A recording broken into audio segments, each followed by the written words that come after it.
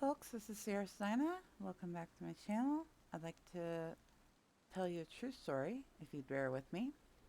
Forgive my lisp. The names of the parties have been changed to protect the innocent or guilty. I'll let you decide. I'll let you be the judge of that. It all started in the middle of May this year, not that long ago. A middle-aged woman, we'll name Kay, had a surgery when she was a teenager that caused her to be malnourished, and with subsequent acid reflux, it ended up destroying her teeth. Many years later, due to distance between her and the rest of her family, they decided to do a Zoom meeting for the first time in over a decade. Everyone was appalled at the condition of her teeth, and a benefactor stepped forward to pay to completely fix her teeth, costing nearly $40,000. Kay was given two instructions, however. Pick the best dentist in the area and do not move from the area until it's finished. A great deal, right? So she readily accepted, knowing she'd never be able to pay back the benefactor, but neither did they want her to. Kay was so excited to get this done and get it done quickly that she already had a dental group picked out. They had 5-star reviews, a well-made website, no hidden fees, and she could get new teeth in 24 hours with a lifetime warranty and not have to wait months for her gums to heal. Sound like a done deal. The unavoidable future. So she signed up with them. Now, while the benefactor paid for the whole procedure, Kay's aunt, let's see, we'll call her Marie, took all the money from the benefactor and used her own credit card to pay for the visits and surgery for, quote, travel miles. However, Kay laughed it off, not really caring how it got paid and figuring the other two parties worked out a deal for that behind her back. The day came for Kay's first and only consult.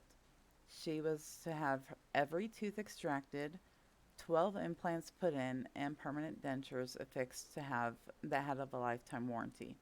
Ouch, right? I mean, 22 teeth. It hurt.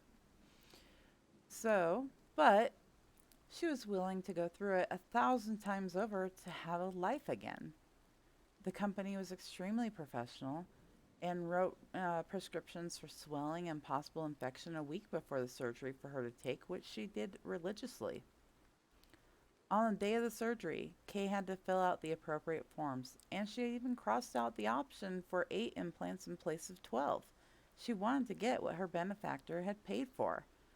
She was then tied to a chair, which is understandable because if you're under some kind of sedation, you could cause problems for the surgeon if your hands are wailing around.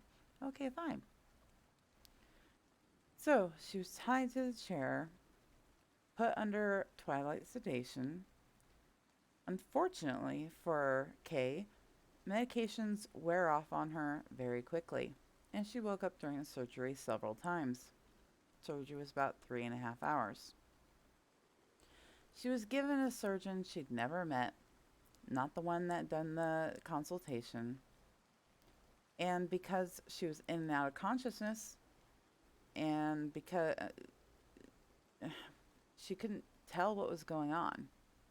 When she woke up the last time, they had just finished up, and because of Kay's metabolism, the sleeping medications wore off almost immediately, and she was ready to go home that day and come back the next day for her permanent smile that she was very excited about. Then she was told that the surgeon had only put in 8, not 12 implants. Kay was terrified. She didn't want to tell the benefactor or Marie that they messed up. Unfortunately, Marie was traveling to K-City to see the new teeth that day. After an awkward conversation and waiting to see the doctor for over an hour, Kay, Marie, and Kay's husband went in to see the dentist. Marie did most of the talking, and everyone agreed to let Kay's gums heal for 3.5 weeks and get the additional implants and another set of teeth. Kay was on board. She had recovered quite quickly, although she was in severe pain, and it took the office 3 days to give her any kind of medication, even though they said they sent it over the day of the surgery. But fine. To give everyone what they paid for and to show how grateful she was, Kay said yes to another surgery. In the next 3.5 weeks, Marie had an emergency in which Kay offered to help and travel out of state and work for her, which didn't bother Kay at all. Marie had facilitated helping her, and she was glad to be able to partially return the favor. So, 1.5 days later, Kay was on a plane, still recovering from surgery, to help out her aunt. She stayed with her aunt for 2.5 weeks, and during that time had several up and down moments with Marie. She would force Kay to spend her own money and do shopping she didn't want to, adding up to over $1,000 in clothes and shoes that Kay didn't want, but bought anyway to make Marie happy, as she'd been miserable lately. By the end of the trip, Kay lost money on the trip, even though she was paid to be there. Marie's lifestyle was just too rich for Kay's wallet. But it was never about the money, it was about the help. So Kay bit her tongue and did everything wanted her to do. After she went home, her second surgery was just 2 days later, and the place had to place the remaining implants and to get her final teeth in. No prescription for an anti-inflammatory was given, no antibiotics, no pain management. So Kay thought it'd be an easy surgery. The dentist's office said the surgery would be only a little over an hour, so Kay wasn't worried. She went into the office, her husband waiting. As it turns out, Kay got the same female surgeon who resented her for having to do the surgery twice. Kay was never sedated, only given injections to numb the area that only lasted about 10 minutes because of Kay's metabolism. And still, Kay bared the pain because it was worth it, she kept telling herself. There was one moment in the surgery when the surgeon was being extra aggressive and Kay was uncontrollably crying due to the pain. So she asked the anesthesiologist for medication. She was wide awake and saw the surgeon look at the anesthesiologist and direct him to not give her anything. So Kay had to deal with the pain to get the job done. After surgery was complete, the nurse had to wipe away tears and blood from all over Kay's face. Meanwhile, she had hardly bled at all during the first surgery, and mind you, she had 22 teeth removed. Kay was still strapped to the chair when she, quote, woke up, even though she was fully awake the, the entire time. And then she was left alone for hours, strapped to a chair. Kay looked at the IV they had put in her hand and saw that they had blown her vein, making her entire hand blue. Her dental bib was covered in blood. And the key thing, she was in pain. A lot of pain. After 3 hours of being tied to the chair and no one checking in on her, she Houdini'd her way out of one restraint to get her purse off the table and take some ibuprofen and Tylenol she always carried with her. Then she unrestrained her other arm and took pictures of herself, the room, and the unused syringes the doctor was supposed to use to keep her sedated and pain-free.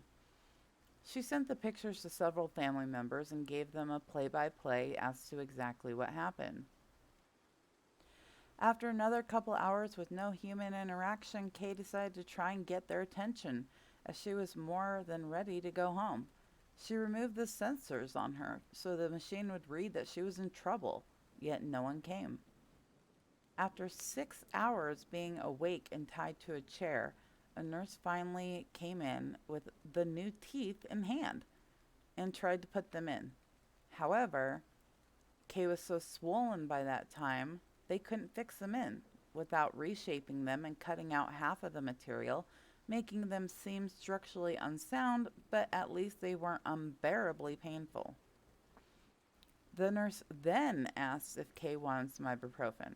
Kay retorted, quote, I already took some of my own several hours ago. Since you guys did nothing for my pain when I asked, I did it myself, unquote.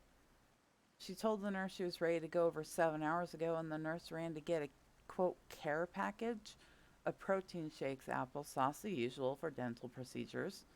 They told Kay they'd wheel her out in a wheelchair, something she didn't need, and they didn't offer her in the first surgery. So Kay turned them down expecting to see her husband in the waiting room. But no, dear viewers. The office made the man wait outside in over 100-degree heat and high humidity. On top of that, the protein shakes given to her were 9 months expired and were solid chunks of stuff. Not really appetizing, and none were consumed.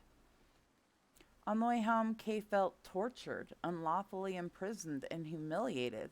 She did not want her benefactor or aunt to know how badly she was treated. So for the next couple of days, she stayed dark, taking as much Tylenol and ibuprofen as she could.